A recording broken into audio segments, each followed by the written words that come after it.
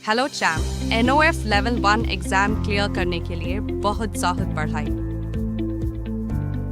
Welcome India की सबसे ज़्यादा अवेटेड और award winning olympiad finale NOF champions league. हमने आपकी बेस्ट परफॉर्मेंस के लिए 4 सैम्पल पेपर्स तैयार किए हैं, हर एक में 40 क्वेश्चंस फ्री वीडियो सॉल्यूशंस के साथ। ध्यान से देखिए, नोट्स बनाइए, प्रैक्टिस कीजिए और एक्सेल कीजिए। यह रहा आपके हिंदी सैम्पल पेपर सॉल्यूशंस के साथ। नमस्ते बच्चों, कैसे हैं आप? तो आइए आज हम सॉल्व करते हैं हिंदी का क्लास थर्ड का सैम्पल पेपर 3। चलिए शुरू करते हैं। प्रश्न 1, चित्र देखकर उसके नाम का स्वर पहचानिए। तो बच्चों ये है एक इग्लू। इ, इ, इग्लू। इसलिए यहाँ करेक्ट ऑप्शन क्या हुआ? ऑप्शन बी, इ, इ, इग्लू। प्रश्न 2, हिंदी भाषा में कुल कितने स्वर होते हैं? तो हिंदी भाषा में कुल 11 स्वर होते हैं। अ, आ, ई, उ, री, ए, ऐ, ओ, औ। इन सबको मिलाकर संख्या होती है 11। इसलिए इसका करेक्ट ऑप्शन है ऑप्शन सी। हिंदी भाषा में कुल 11 स्वर होते हैं। क्वेश्चन 3, इनमें से कौन सा शब्द किसी भाव को दर्शाता है? तो मित्रता, मोहन, घर, हिमालय। तो इनमें से किसी भाव को दर्शाता है मित्रता, इसलिए इसका करेक्ट ऑप्शन होगा ऑप्शन ए। मित्रता भाव को दर्शाता है। मोहन एक लड़के का नाम है, घर हम जहाँ रहते हैं और हिमालय एक पर्वत का नाम है, इसलिए भाव हुआ मित्रता। प्रश्न 4, निम्न शब्दों में से कौन सा शुद्ध शब्द है? तो लिच्छम, पता नहीं। मछली, हाँ मछली करेक्ट शुद्ध शब्द है, इसलिए इसका सही विकल्प हुआ ऑप्शन बी। निम्न शब्दों में मछली शुद्ध शब्द है। प्रश्न 5, जब एक ही व्यंजन शब्द में पहले स्वर रहित व दूसरी बार स्वर सहित आता है तो उसे क्या कहते हैं? तो बच्चों उसे हम कहते हैं द्वित्व व्यंजन। वो 2 बार आ रहा है, द्वि मतलब दो, तो द्वित्व। जैसे कि बच्चा, तो पहले आधा च आएगा और फिर पूरा च आएगा, तो ऐसे व्यंजनों को हम कहते हैं द्वित्व व्यंजन, इसलिए इसका करेक्ट ऑप्शन होगा ऑप्शन ए, द्वित्व व्यंजन। क्वेश्चन 6, हार का एक अर्थ हार जाना है और दूसरा अर्थ क्या होगा? तो कुछ शब्द ऐसे होते हैं जिनका स्पेलिंग सेम होती है लेकिन मीनिंग एकदम अलग होता है, उन्हें हम इंग्लिश में होमोनिम्स भी कहते हैं। तो हार का एक अर्थ हुआ हार जाना और दूसरा अर्थ हुआ माला, इसलिए इसका करेक्ट ऑप्शन है ऑप्शन ए, माला। प्रश्न 7, निम्नलिखित में से कौन सा नाम फल का है? डॉक्टर, ये तो एक व्यक्ति है। बी, कलम, कलम मतलब पेन, तो ये एक वस्तु है। तरबूज, तरबूज तो वाटरमेलन होता है, एक फल है, इसलिए यहाँ करेक्ट ऑप्शन होगा ऑप्शन सी। यहाँ फल है तरबूज। प्रश्न 8, नीचे दिए गए चित्र का संज्ञा शब्द कौन सा होगा? तो बच्चों ये कौन है? ये है एक शेर। तो शेर को हम और क्या बोल सकते हैं? शेर को हम और बोलते हैं सिंह, इसलिए यहाँ करेक्ट ऑप्शन होगा ऑप्शन ए, सिंह।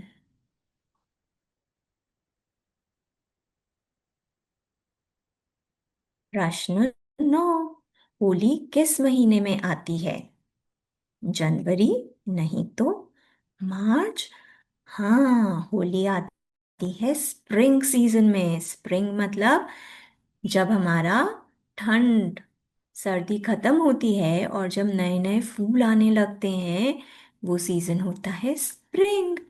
तो वो कब आता है? मार्च। इसलिए होली किस महीने में आती है? तो करेक्ट ऑप्शन होगा ऑप्शन बी, मार्च।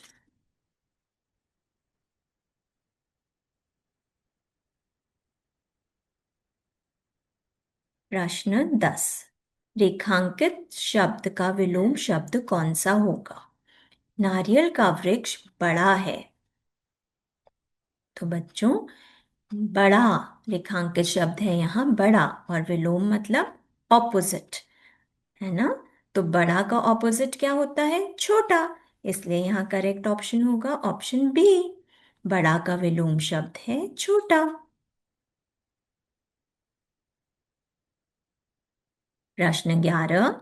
लड़की के लिए सही विशेषण क्या होगा? तो लड़की की विशेषता बताना है, एडजेक्टिव बताना है। तो लड़की कैसी होगी? क्या लड़की 2 किलो हो सकती है? नहीं। 5 लड़कियां हो सकती हैं, लेकिन 5 लड़की नहीं हो सकता है।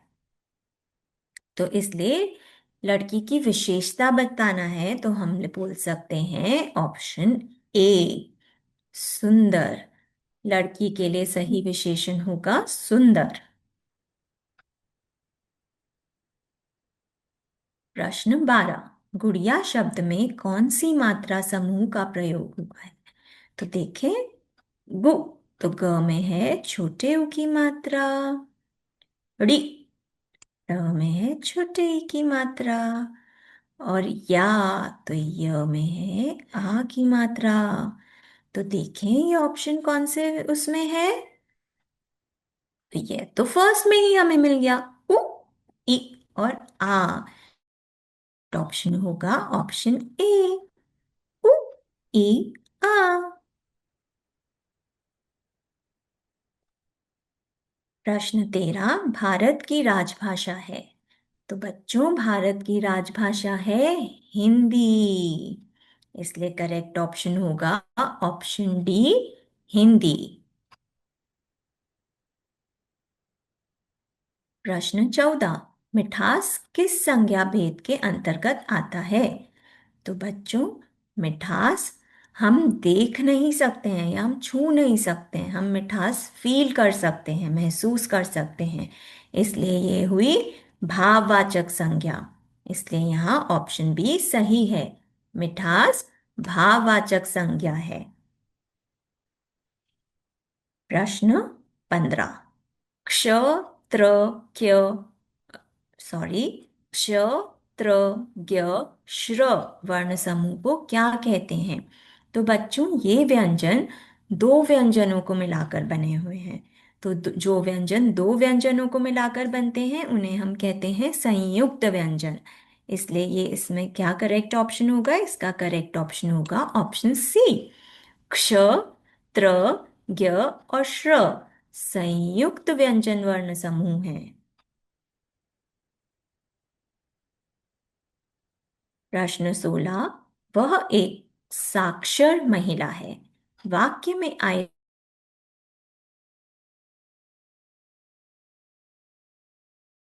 तो बच्चों, यहाँ रेखांकित शब्द है साक्षर। साक्षर मतलब पढ़ा लिखा होना।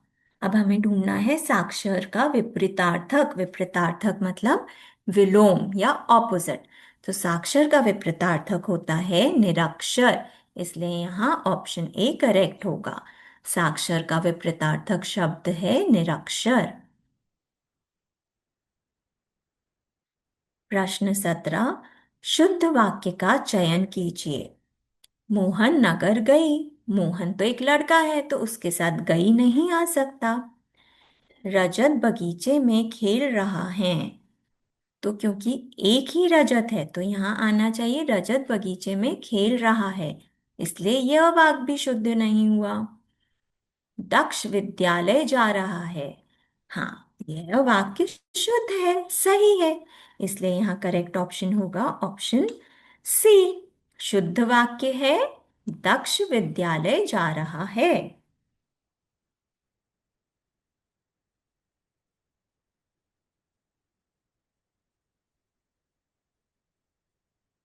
क्वेश्चन 18। चित्र के नाम वाले विकल्प को देखिए और पहचानिए। तो बच्चों ये क्या है? ये एक लोटस है। National flower of India lotus. और लोटस को हिंदी में क्या बोलते हैं? कमल।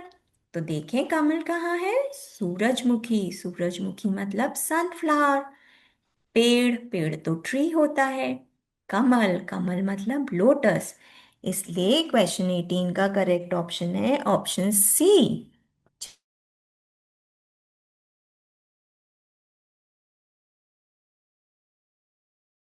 प्रश्न 19। वर्ष का आखिरी महीना कौन सा होता है? तो ये तो आपको सभी को पता है। वर्ष का आखिरी महीना होता है दिसंबर। इसलिए यहाँ करेक्ट ऑप्शन है ऑप्शन ए। वर्ष का आखिरी महीना होता है दिसंबर। प्रश्न 20। हिंदी वर्णमाला में कितने व्यंजन होते हैं? तो बच्चों हिंदी वर्णमाला में 33 यानी 33 व्यंजन होते हैं। इसलिए यहाँ करेक्ट ऑप्शन है ऑप्शन ए। हिंदी वर्णमाला में 33 व्यंजन होते हैं।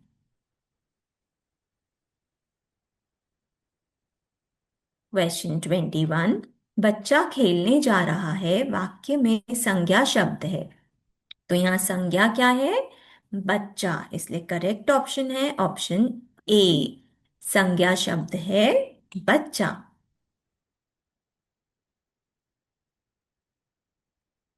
प्रश्न 22। प्रश्न 22। जो शब्द किसी विशेष व्यक्ति, वस्तु अथवा स्थान का बोध कराएं उसे क्या कहते हैं?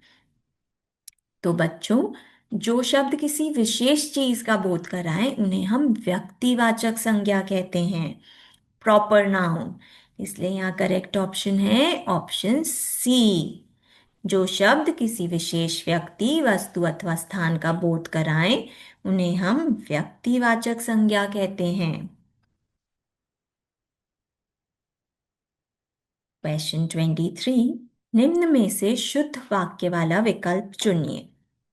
मोहित पार्क में खेल रहा है। ये वाक्य सही है। इसलिए पॉसिबिलिटी है कि ऑप्शन ए सही हो, फिर भी हम और ऑप्शंस देख लेते हैं।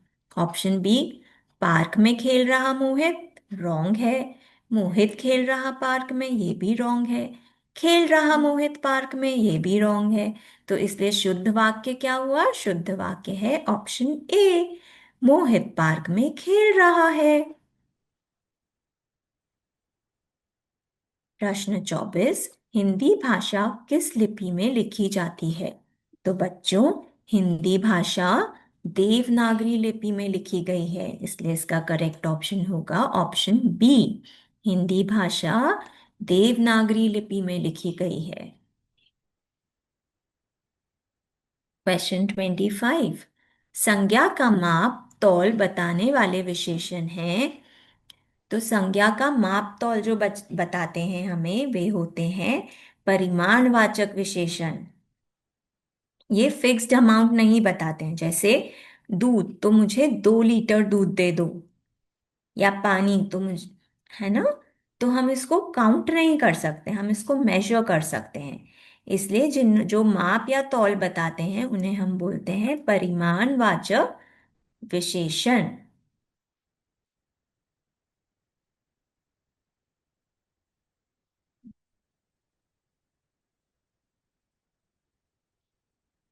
क्वेश्चन 26। ट वर्ण के बाद कौन सा वर्ण आता है?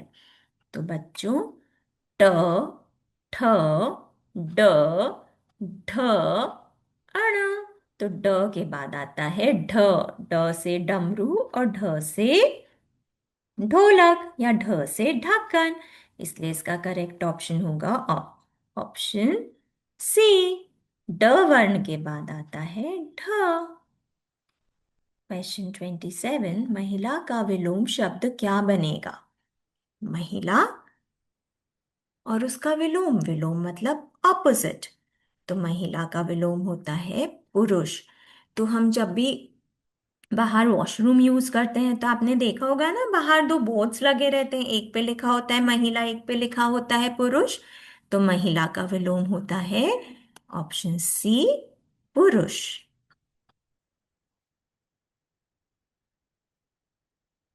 प्रश्न 28, ई की मात्रा वाला सही विकल्प चुनिए।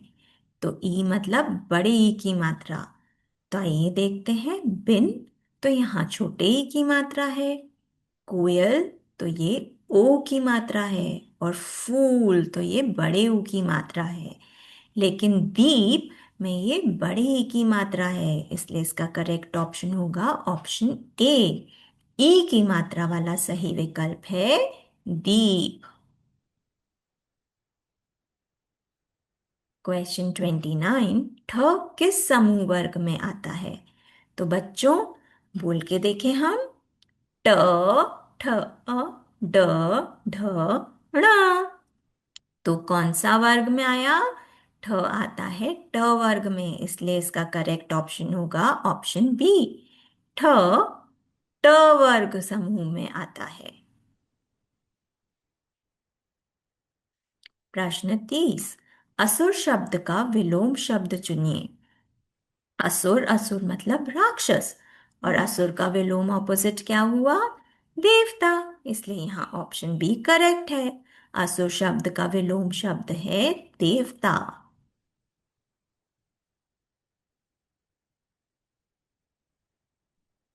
क्वेश्चन 31, य, र, ल और व हिंदी वर्णमाला में क्या कहलाते हैं? तो बच्चों, य, र, ल, व हिंदी वर्णमाला में इन्हें हम कहते हैं अंतःस्थ व्यंजन, है ना? इसलिए इसका करेक्ट ऑप्शन है ऑप्शन ए। य, र, ल, व हिंदी वर्णमाला में अंतःस्थ व्यंजन कहलाते हैं। क्वेश्चन 32, बहु का बहुवचन क्या होगा?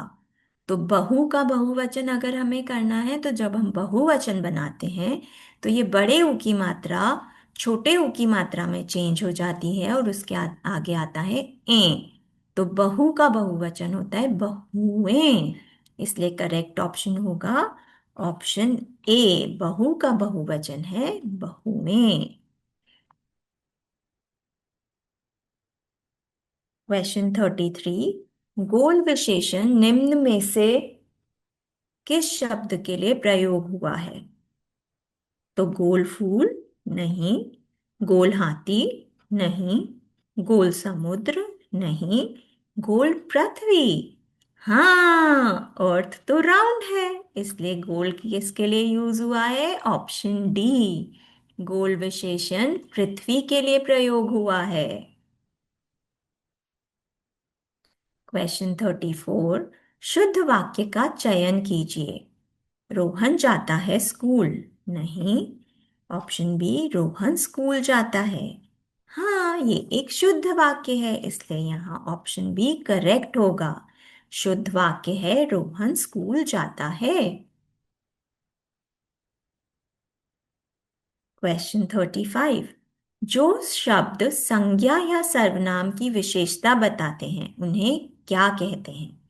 तो उन्हें हम कहते हैं विशेषण, इसलिए यहाँ करेक्ट ऑप्शन है ऑप्शन सी। जो शब्द संज्ञा या सर्वनाम की विशेषता बताते हैं उन्हें हम विशेषण कहते हैं।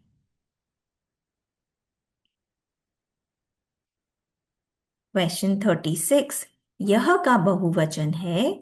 तो यह का बहुवचन होता है ये, इसलिए यहाँ करेक्ट ऑप्शन है ऑप्शन बी। यह का बहुवचन है ये।